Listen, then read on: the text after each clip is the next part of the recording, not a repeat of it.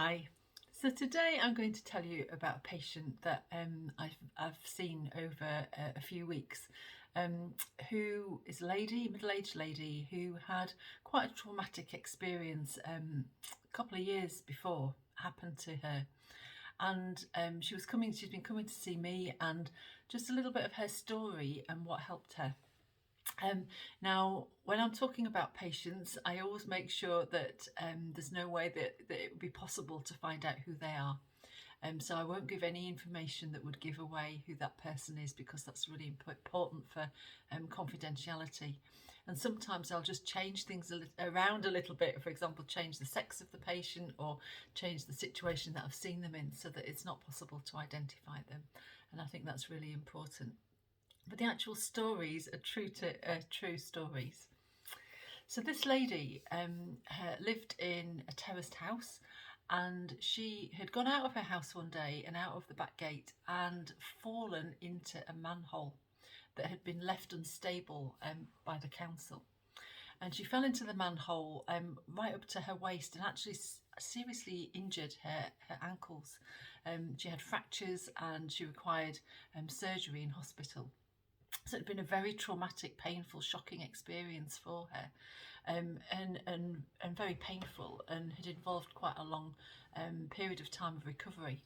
So when I first started to see her, she'd actually been through that process and was walking again and mobile again, and kind of physically pretty good. She'd had physio and was doing physically pretty well, but emotionally she was finding it really difficult to go out. And actually she'd become quite agoraphobic, and only went out when she absolutely had to. For example, coming to see me at the surgery, or doing essential shopping. And that really had become very restrictive for her, and very difficult for her. And she'd had already a lot of help, a lot of counselling help. She'd tried different medications, sedatives and things to try and help with anxiety and depression, and really nothing was helping her. So we'd seen, and we talked through some of the things that had happened, and the first thing that I really realised from listening to her was that actually telling her story was really important, and just taking time to listen and hear what she had to say, and hear her story of the trauma of what had happened, was really important. And over a couple of times seeing her, that made a difference. So the first thing that really helped her was me listening. And we can all do that, can't we? We can all listen to a neighbour or a friend who needs to share their story. And it's easy to forget people's stories, isn't it? It's easy just to focus on what's happening today. But sometimes just to stop and, what's your story? Why are you here? Why are you living here? How did you get to here? What's happened in your life? What about your family? Tell me your story. And sharing story, bring it out into the open, and sharing it with somebody who listens, can actually make the difference between somebody being able to feel they can carry on functioning and not. It's very powerful, sharing our stories, talking, bringing things out into the open. So having done that, we started to think about what might help. And I was asking her what happened when she went out, and what it was that happened in her mind or in her emotions. And she said she just had this kind of overwhelming feeling of panic. She could kind of feel the hole closing in on her every time she went out of the house and down the garden. And she reimagined all the things that had happened and the pain, and she just couldn't kind of get beyond that. So I did with her what I do sometimes with patients, and that was to ask her if she had any faith. Did she have any faith in God, who's bigger than she is, in a creator being who is higher and bigger and more powerful than she is? And she said, well, she didn't really, but she could sort of believe that there's a God. She said that she could believe there's a God, and she sometimes prayed when it was difficult. So she was open to the idea of the spiritual world. And so that led us on to talking a bit more. So she gave that permission to talk a bit more about spiritual things.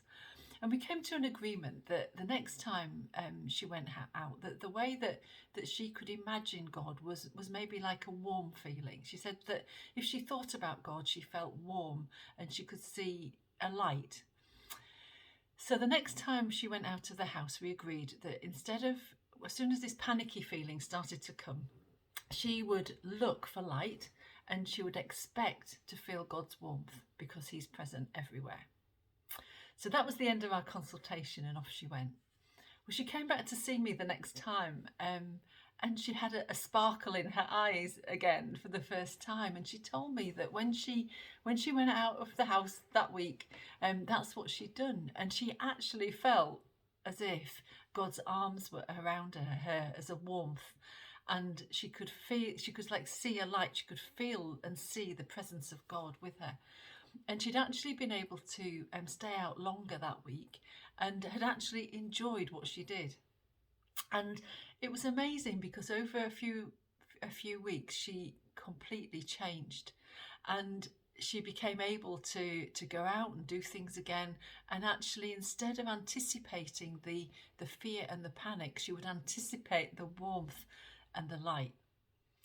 And I just thought, for the season that we're living in right now, that's such an important message, because it's so easy when we read the news and look at what's happened in people's lives and the difficulties that people have had and are still having around the world especially, that we anticipate that something bad is going to happen, or we remember the bad that has happened.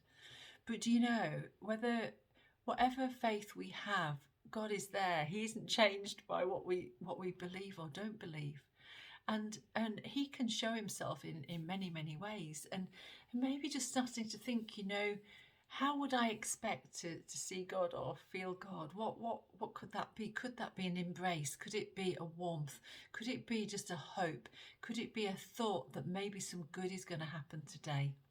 Maybe it's just that hope that I'm going to see things in a different way and with a different perspective today, like that lady did.